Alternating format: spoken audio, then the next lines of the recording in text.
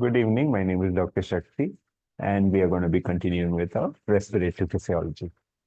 So, last time we had done with your mechanics, your pulmonary circulation, compliance, surfactant, and all that.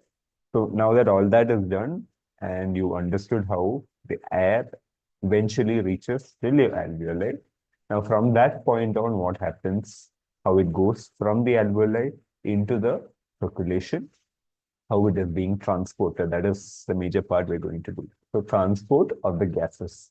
On one side, oxygen should come in, other side, carbon dioxide should go to the opposite side. And how is it being transported in the blood and reaching different places? So the topic will be divided under these headings. We'll be discussing about something called a diffusion lung capacity. And then we'll talk about a Haldane effect, then oxygen hemoglobin, dissociation curve, then Bohr effect, then some things you need to know extra about transport of oxygen and carbon dioxide. So usually people teach you Bohr effect and then Haldane effect. So I usually prefer teaching it in this order. Okay. So let's start off with understanding what diffusion lung capacity is. So there's a term you normally tend to in clinics and all here, DLCO. So we talk about it in terms of diffusion lung capacity. And this is with regard to carbon monoxide. So like that, there are different values based on what you're using. Okay. So to understand this, we have to consider how your air has right now reached over here in the alveoli. And then we have a circulation, pulmonary circulation, which is there. Okay. So now at this point, what is going to happen? Say your gas is there, which is coming over here. Now this gas, whatever it is, has a alveolar partial pressure, which is there. Okay. That same gas must be having some sort of capillary pressure, which is there. Okay, so that gradient is one of the things that is going to drive the movement of this from one side to the other. Okay, so your difference in the partial pressure between the alveolar minus your capillary, that into a diffusion lung capacity of that gas will tell you the flow rate of that gas, as in how fast it is moving across this. The flow of that can be given by the gradient in the pressure. Okay. And this particular value called diffusion lung. This is based on many factors. For example, your surface area, thickness. It's sort of like a constant for a person at some point of time. Okay. So certain factors which affect this are this. So if you think of it, this flow is similar to what you call your Fick's law, where we talk about your flow directly proportional to your change in concentration. Here, that will be delta P instead into area by thickness. So something similar to that, but you take in other factors as well and form a particular constant, which is your DL. Okay, so that talks about, apart from the pressure gradient, what all affects how much of diffusion is going to take place. That is your diffusion. Okay, now this is where you have to understand two terminologies. You hear a terminology called perfusion limited. Students always have a difficulty in understanding this. Perfusion limited, and another terminology which is called diffusion limited. What does it mean? Okay, so to start off, I'll try to explain how one perfect example of a perfusion limited is your N2O. And a perfect example of your diffusion limited is carbon monoxide. And generally, your carbon dioxide, oxygen, although somewhere in the middle, but comes more towards your perfusion limited. So what does this mean again? Okay, so let's try to understand what that means. So your oxygen, which is reaching over here. Okay, so this oxygen which is reaching over here, that has to cross through. It crosses through, and in the circulation model where your RBCs are there. Okay, the oxygen which is coming in will go to your RBC in the hemoglobin, and once that fills up, it'll start coming up in your blood in the dissolved format. The dissolved format is what is eventually giving your partial pressure of the capillary. Okay, so there is two ways by which oxygen can be transported. One, combined with the hemoglobin in the RBC, or in the dissolved form. Okay, around 98%, 98.4% is carried by your combination with hemoglobin. The remaining is only dissolved. So major source of transport for oxygen is combined form. Now, you know that your pulmonary circulation takes around 0.75 seconds on an average. Okay, 0.75 seconds. Now, just 1/3 the distance by the time it covers through the lungs, just 1/3 the distance. What happens is your oxygen is already fully saturated here in the hemoglobin. Okay, so just by covering 1/3 of the distance, oxygen is fully saturated. Why is that happening?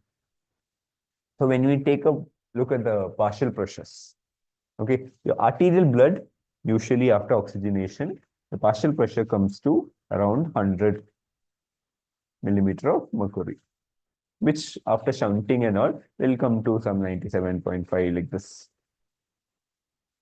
Okay, after it gives blood supply to the body and it comes back, and the venous format which is coming, that is around 40 millimeter of mercury. So essentially what is happening, there is a difference. Okay, there is a difference which is happening. Okay, so because of that, if the air which is coming here is say 100,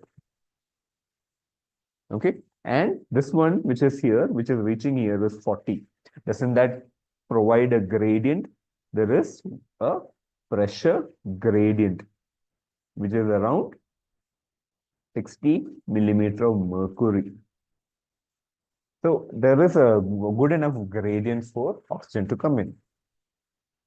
Okay. Secondly, we are saying here around 97.5%. By the time it reaches the venous end, it is usually around 75% saturated. So it's not going to 0, it's going to 75%. So now, by the time it passes through from 75, it has to go to 100 or 97.5, which will not take much time. So from 75% saturation, it has to go to 100% saturation. And also the diffusion lung of oxygen is a good enough number. Okay, so because of all of these reasons,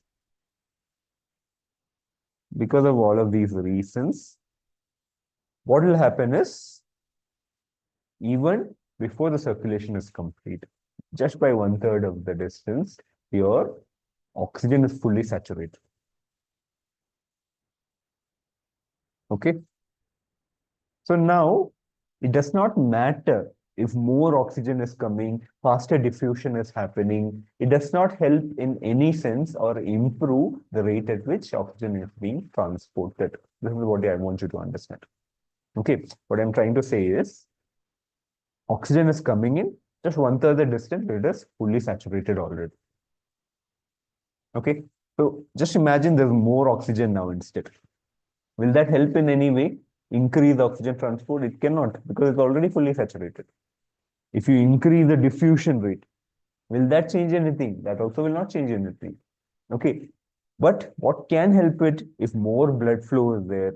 Okay. More RBCs are coming in as a result of increased blood flow. Then, okay, the oxygen extra can now be accommodated. So here the problem is perfusion is a limiting factor.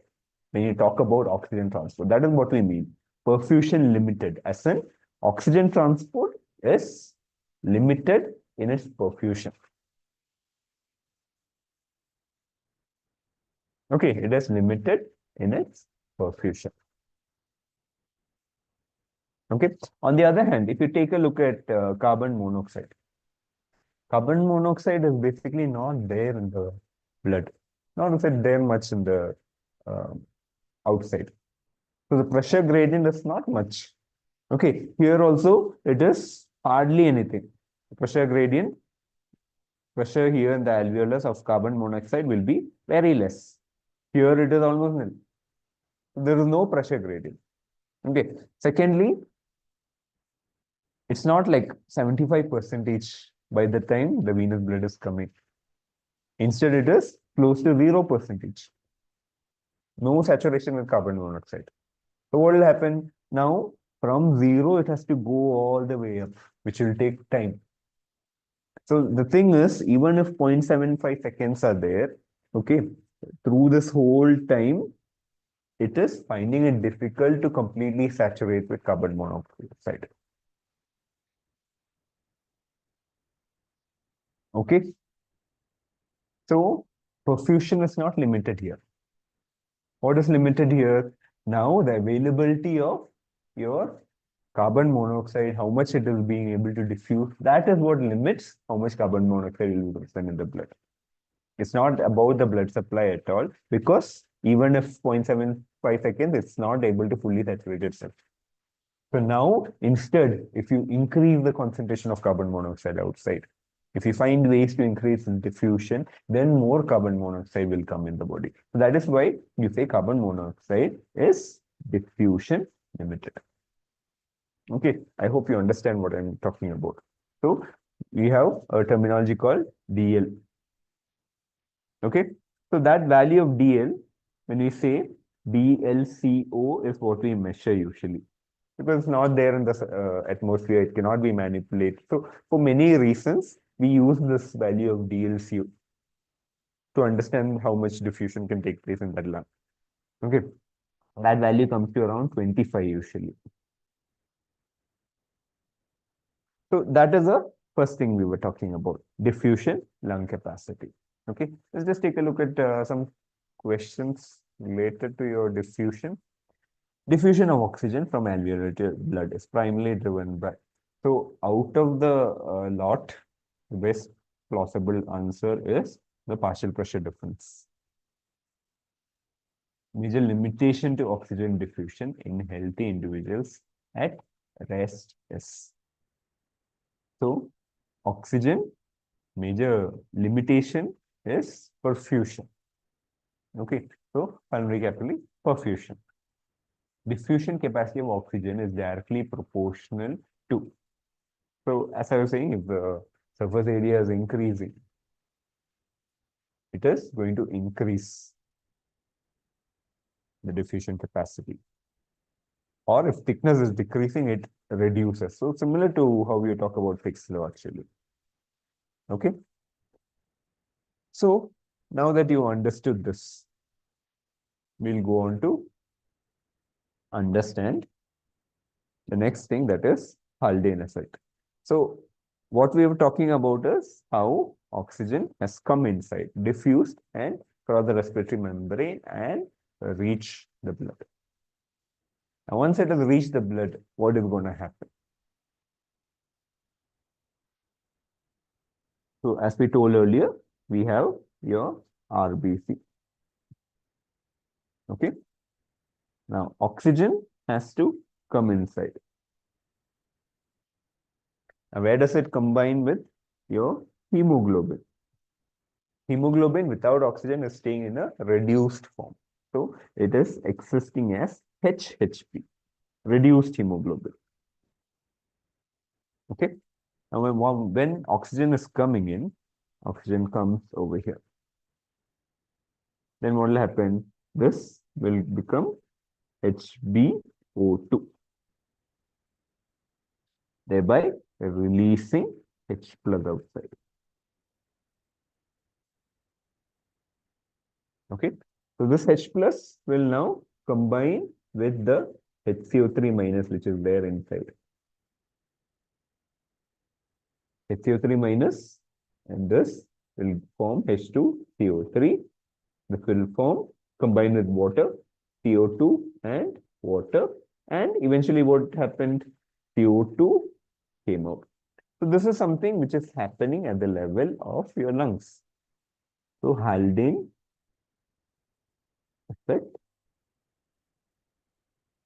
Okay, so this is happening at the level of your lungs, whereby reduced hemoglobin is displaced and oxyhemoglobin is formed, thereby removing an H plus. That will ultimately result in carbon dioxide, which is going to be released. Okay. Now, one thing you need to understand, this chloride can play a role in regulating this bicarbonate. So, for example, if bicarbonate is not there inside much, bicarbonate can come inside at the expense of another negatively charged ion going outside through a anion exchanger. Okay, so this is chloride going outside. We generally call it reverse chloride shift. This is reverse. The original one is Bohr effect, where chloride will come inside. Okay. Now, this hemoglobin, it can be HpO4, HpO6, HpO8. What does it mean? Your hemoglobin structure, if you were to look at it, it has 4 globin chains. And in that, your heme component is there.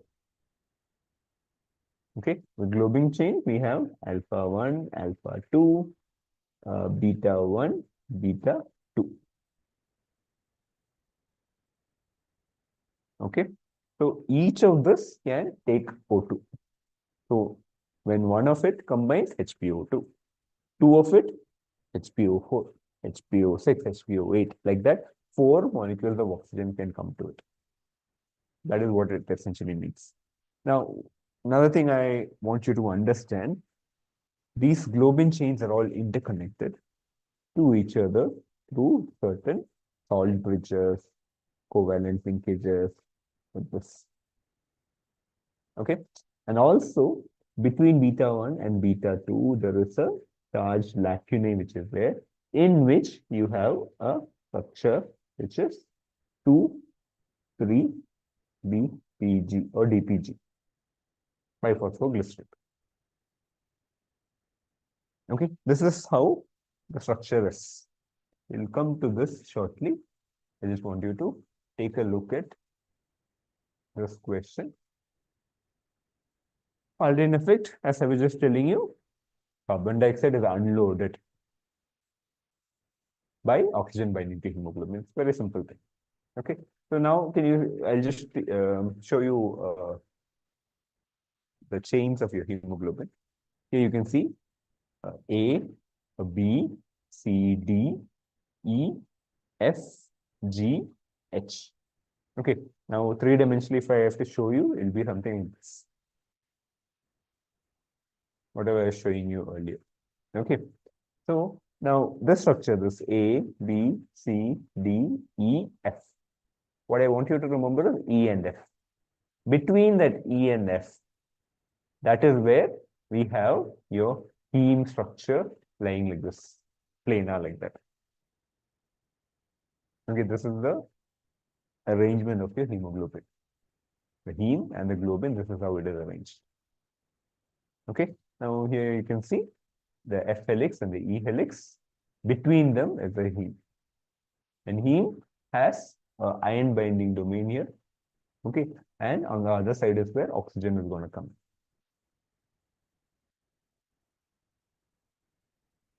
Okay, now because of the presence of all of these attachments, the salt bridges, covalent linkages, 2,3-DPG, because of all of these, initially your hemoglobin, when oxygen is not there, is in a particular state called a tense state because of the pull of all of this. So if you look at the E helix and the F helix, okay, you have the heme component and we have the Fe, which is here. Okay. Now you have to understand this is how it exists in a tense state where it's being pulled up and it's in a shape of a dome like that. It's being pulled up and it's in a tense form. So now for oxygen to come in, it's a little difficult because it's in a tense state and it has to find its way like this, like this, like this to come in attached here. It's a little difficult actually. Steric hindrance as well.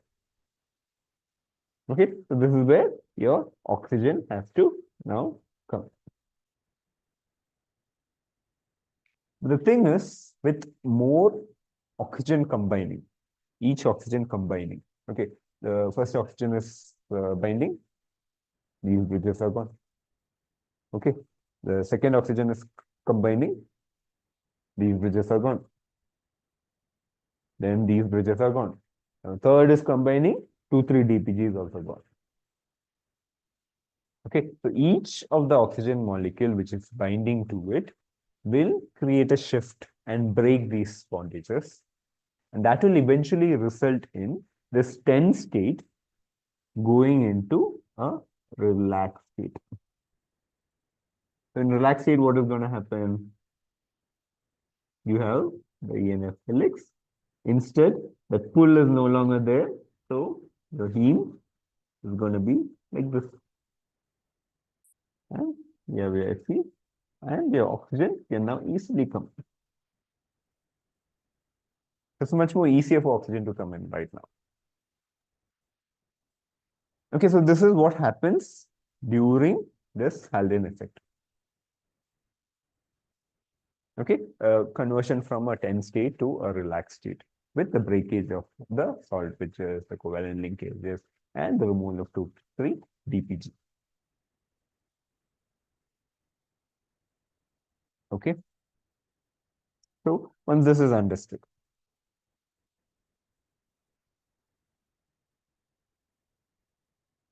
take a look at this. Okay, so can you see this F helix over here?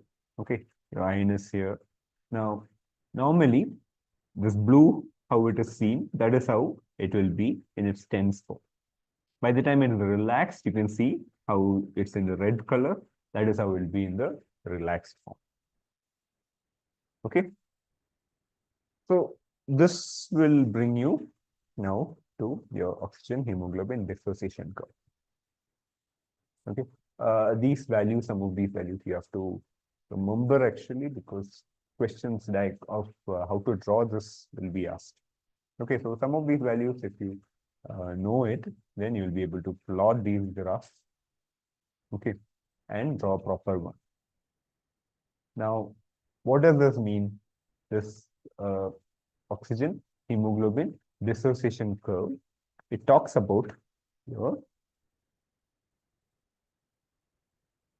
partial pressure of oxygen,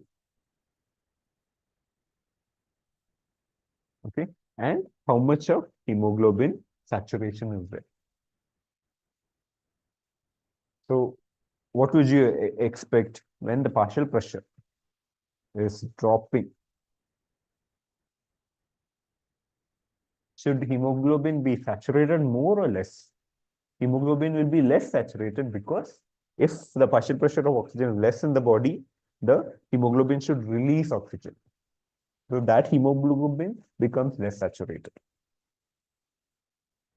Okay, so you get a graph, which is going to be something like this. Okay, so earlier we were seeing how in the previous diagram, can you see this? At around 100% oxygen saturation. Okay, how it is around 97.5% I was explaining earlier. And by the time it reaches 40, it goes to around 75% saturation. This we already know.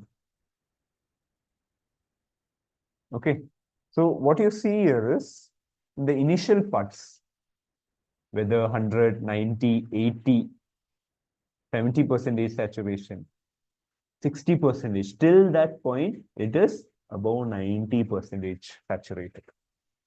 So in the end parts, for a large change in your partial pressure of oxygen, your hemoglobin is relatively, 90% and above saturated. After that, a more rapid fall is there. Why is this happening? Why the sigmoid shape? Because of the very example I was giving you earlier. How for the first oxygen to now combine, it's a little difficult. Okay, so from this point, for the first oxygen to combine, it's a little difficult.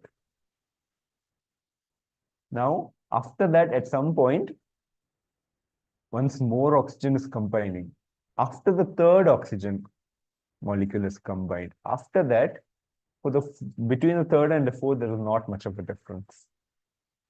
It does not increase, make it any more easier. So after that, there is a decrease actually.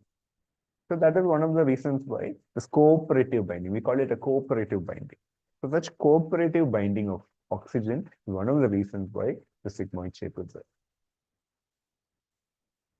Okay, so what is it essentially saying? Around 90% and above saturation is maintained for a fall of P up to 60%. Beyond that, you'll see a drastic fall where oxygen is being unloaded to the tissue. Okay, now they might ask you a question, what is P50? So P50 is that partial pressure at which the hemoglobin is 50% saturated. Most commonly, it is around 26 millimeter mercury. So when it is 26 millimeter mercury of partial pressure, at that point, the hemoglobin becomes 50% saturated. From this, what are you understanding? What are you trying to understand from this concept called P50? So this is where you have to understand there's something called shift to right, shift to left. What does it mean? This graph can sometimes shift to the right like this,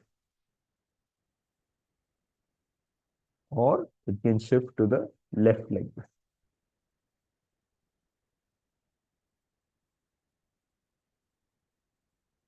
Okay, 50% saturation here.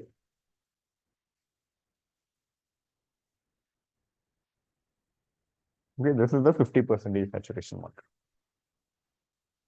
Now, if you look at it, at 50% saturation, this is the PO2 level that was needed to reach 50%.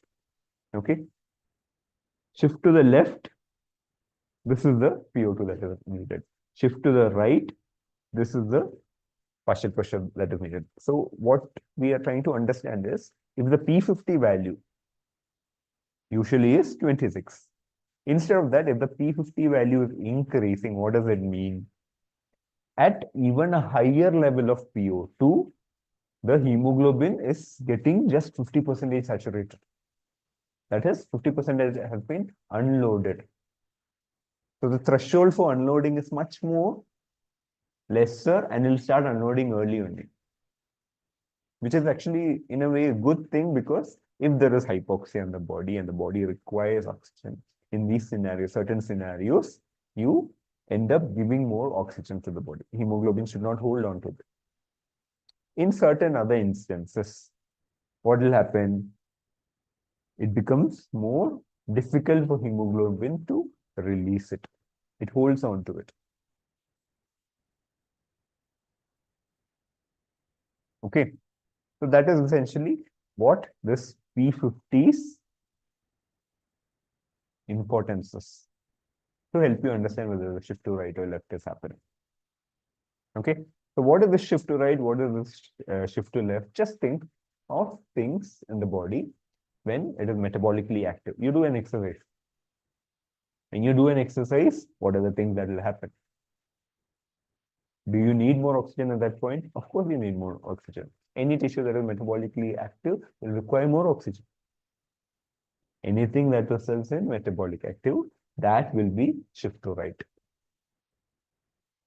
So when you exercise, what will happen to your temperature, body temperature? Temperature increases. What will happen to your oxygen? CO2 will reduce because it's been used up. Instead, what will happen? Your PCO2 will increase. Metabolically active tissue, especially metabolic waste products, when it's coming, CO2 is increasing. That by itself is an acid. Okay, by anaerobic metabolism, lactic acid and all is formed. So ultimately, what is going to happen? The H plus also increases.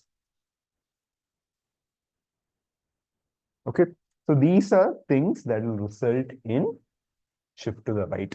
Temperature increasing, PCO2 increasing, your acidity increase. These will result in a shift to the right, whereby you require more unloading of oxygen from the hemoglobin. Okay, and on the other side, shift to the left is happening.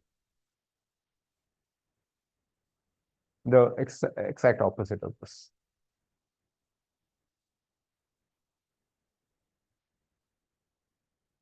Okay. Okay.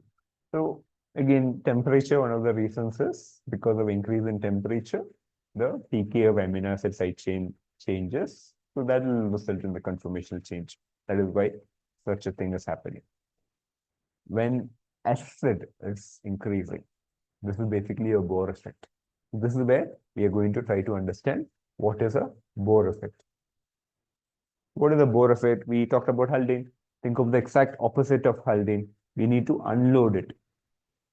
Okay, so this will be at the level of tissue where your carbon dioxide is high and oxygen is less. So this is going to be your Bohr effect. In Bohr effect, what is going to happen? The exact opposite of it. So we have HbO2 or different ways of oxyhemoglobin. Okay. Now, in this scenario, what is going to happen? Your CO2 is going to come. Okay.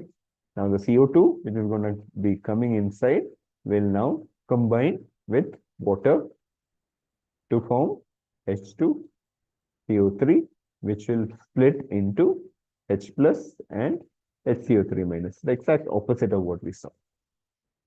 Now, this H plus will come and displace HPO2 to form your HHP, thereby releasing your oxygen outside. Okay, so now oxygen has been delivered inside, either because of a carbon dioxide coming or H plus increasing. So ultimately, what is happening? This H plus increase is what displaces it, which could be indirectly because of CO2 increasing or simply by H plus increasing. So because of this Bohr effect, your unloading just increased. Okay, this is one of the things that is responsible for shift to the right.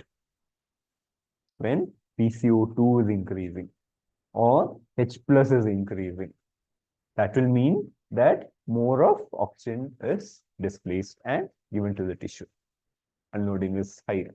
So that is the reason for shift to the right in terms of H plus increasing or increase in PCO2. Okay, so I already explained. So this 2,3-DPG, again, when it is deoxygenated. 2,3 DPG will come and bind to it. It has around 100 times affinity to it in the deoxygenated phase. Right now, oxygen has been unloaded. At that time, it will come and bind to it. Okay, so 2,3 DPG is one of the things that is released when hypoxia is there. Just a change in the metabolism in the RBC will result in a 2,3 DPG byproduct of glycolysis. There's another shunt pathway which is happening, and through that 2,3 DPG is released in hypoxia conditions like that. Okay, so this is in a way when 2,3 DPG is increasing, that can come bind and oxygen can go, or oxygen finds it difficult to combine with your hemoglobin. So that is another thing that we need to understand when we talk about your shift to the right. Another thing is increase in 2,3 DPG. Think about it, increase in temperature, increase in PCO2, increase in H+, increase in 2,3 DPG. Is all the things that is essential for this to happen. Okay, and on the other hand, your fetal hemoglobin is said to have the gamma chain. Okay, you saw how beta 1, beta 2, that is where between that is 2,3 DPG is coming. Instead of that, now gamma chains are there. So lesser affinity for 2,3 DPG for the gamma chains. Because of that, for fetal hemoglobin, you generally see a shift to the left. Okay, so that is why you say that oxygen which is combining to your fetal hemoglobin is held more dearly and not released so easily compared to your normal adult hemoglobin. Okay, so just take a look at some of these questions. Oxygen hemoglobin dissociation curve shifts to the right due to the only increase we are seeing here is increase in the temperature. A right shift oxygen hemoglobin dissociation curve, what does it imply? It means that oxygen is delivered much better. So oxygen releases better. Which of the following increases oxygen binding to hemoglobin? Okay, so oxygen should bind to hemoglobin and stay there. So this is not about right shift, this is about left shift. Okay, increase temperature, increase 2,3 DPG, increase carbon dioxide, all of it will result in your shift to the right. That is not what we want. Okay, so high pH means low H+. Okay, so that is the answer over here. So next we'll come to another group of things that you need to understand. Okay, so when we get a question of transport of gases, a short note on transport of gases is coming. Based on the marks of that question, you have to answer it in certain ways. So we already learned Bohr effect, we learned your Haldane effect, we learned about oxygen hemoglobin dissociation curve, shift to the right, shift to the left, all that we learned. Okay, now if a question of transport of oxygen or transport of carbon dioxide is coming, then there are certain things that you need to understand. First thing, okay, 1 gram of hemoglobin. If you take your hemoglobin, 1 gram of hemoglobin has around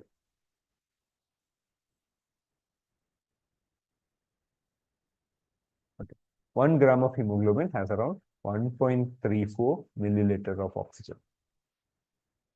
Okay. So if you were to take a 15 gram per deciliter of hemoglobin, that would contain at 15 into 1.34, that will be around 20.1 milliliter oxygen. Okay, this is what we call 100%. So generally, in population, when studies were done, it was seen that, around 14 to 16 gram per deciliter is there in general in the population.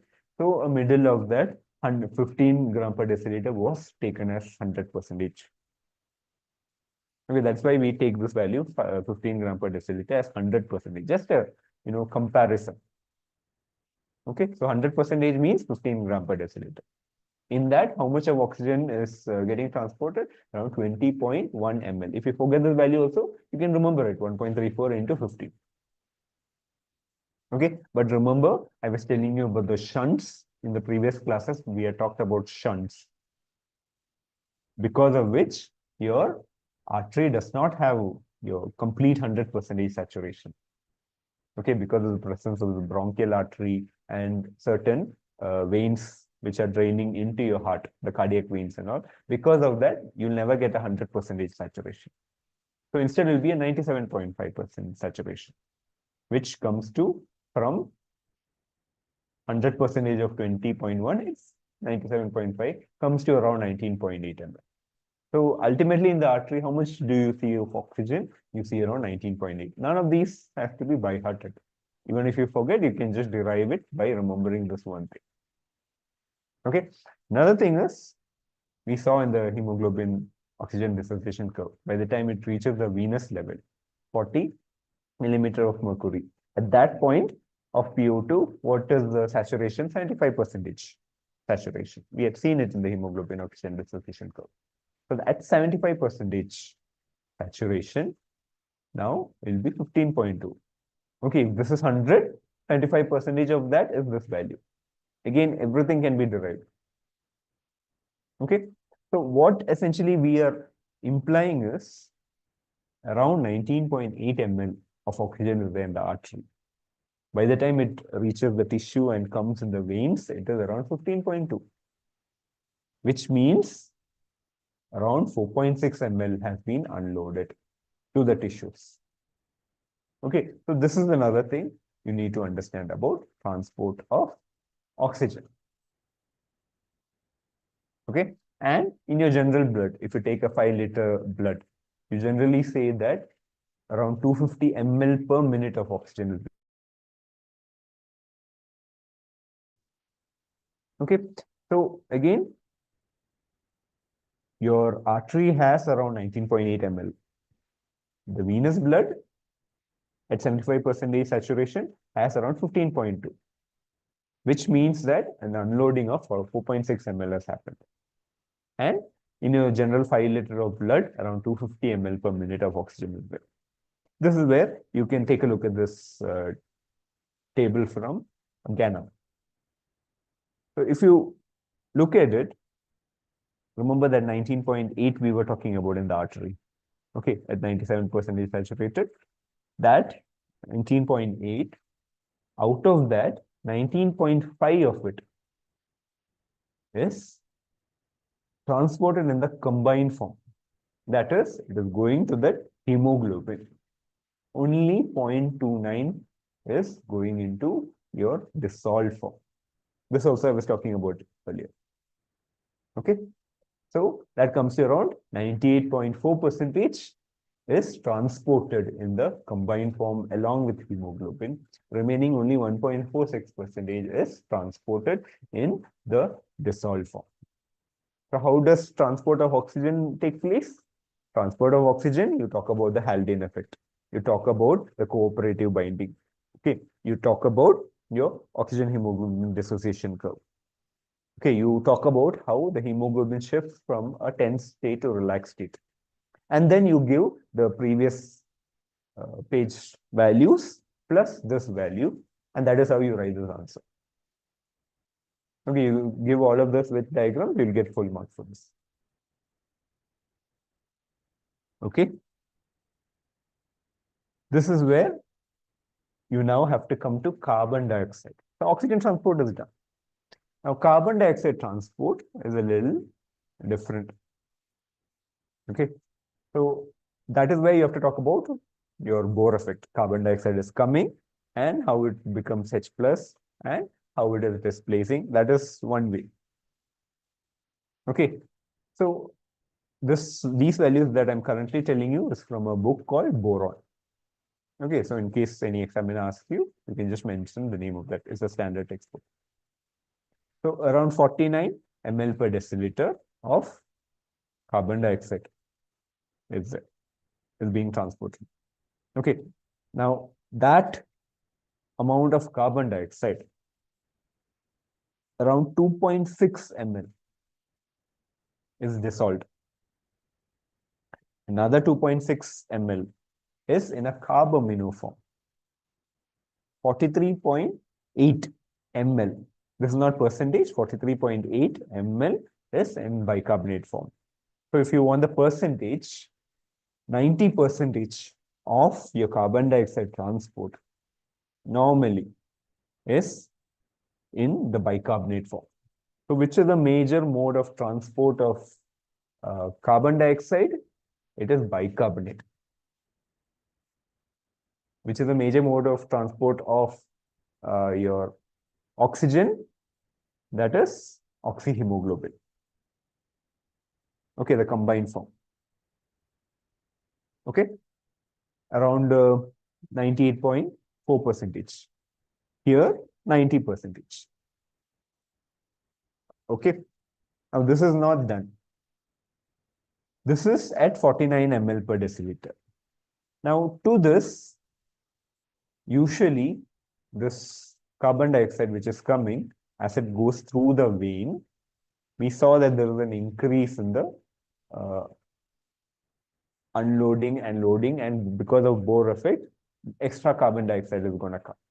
So in the blood, generally, the carbon dioxide which is there, it is in this levels that it is being transported. But for the extra increase from the tissue level, the increase in the oxygen, that is carbon dioxide, that is happening. Okay, so in this textbook, it is showing a value like 52.7. Okay, just stick to one textbook, because all textbooks are showing a little difference in value. Depends on which population it was studied in and all that. Okay, so as long as it's from a major textbook, it's okay. So these values, again, I'm telling you, I'm giving it from a textbook called boron. Okay, so usually from 49 ml per deciliter, at the end, as carbon dioxide is coming, the carbon dioxide increases from the tissue. Okay, that is around 3.7 ml per deciliter increases it. Okay, this is similar to this value that we are talking about. Here, how much of oxygen was unloaded? 4.6 ml. From 19.8 to 15.2. Similar to that, from 49 ml per deciliter, it went to 52.7 ml per deciliter. Okay, so there was an increase in around 3.7 ml per deciliter. For that increase, the transport is different. For that increase, around 10%. Okay, out of 3.7, 0.4 ml is in dissolved form. 21% is carbamino. And 69% is your bicarbonate. So regardless, still bicarbonate is the major mode of transport. It's just that for the extra increase, the percentage of carbamino and your dissolved component became a little higher, that's all. Okay, again, don't get confused. From the lungs, the blood that is transporting carbon dioxide, whatever carbon dioxide is there in the blood, that is being 90% traversing through the bicarbonate system. Okay, CO2 coming, H plus, H2CO3 that we were talking about.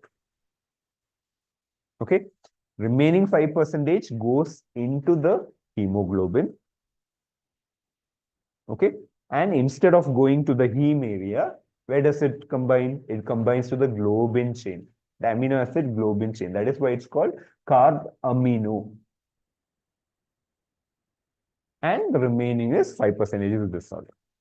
But while it enters the tissue and excess carbon dioxide is coming into the system, at that point, that 3.7 ml per deciliter of increase in the carbon dioxide that is being transported that is transported a little differently, where your percentage of involvement of dissolved and especially carbamino is going to rise much more. It goes to 21% and 10% of dissolved and carbamino, while the bicarbonate reduces from 90% to 69%.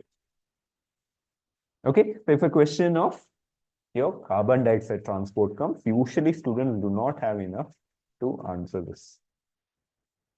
Okay, that is why I'm repeating this again and again. Okay, so like we were talking about oxygen earlier, 250 ml per minute, like that. Carbon dioxide is around 200 ml per minute.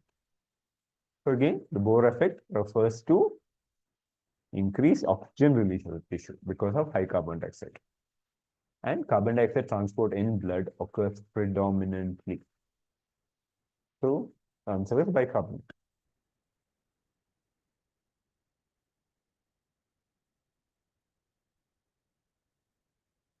Okay.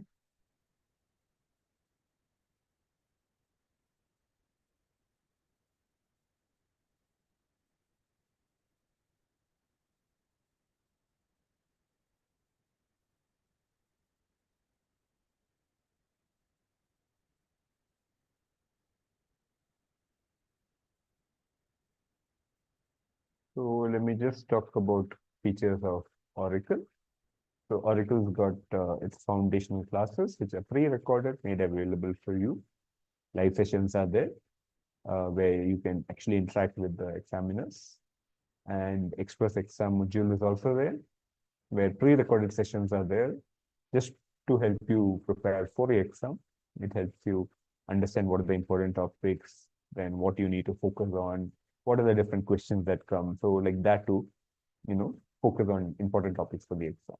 Then hard copy note sets are there, question banks are there of different difficulties with MCQs. And of course, even practical sessions have been pre-recorded and available in the app. So these are the various subscription plans which are available. And you can use my code Dr.shakthinag 20 for discount on your subscription. So thank you for watching. These are all the social media handles of Auricle in case you want to contact the team. So see you again next class.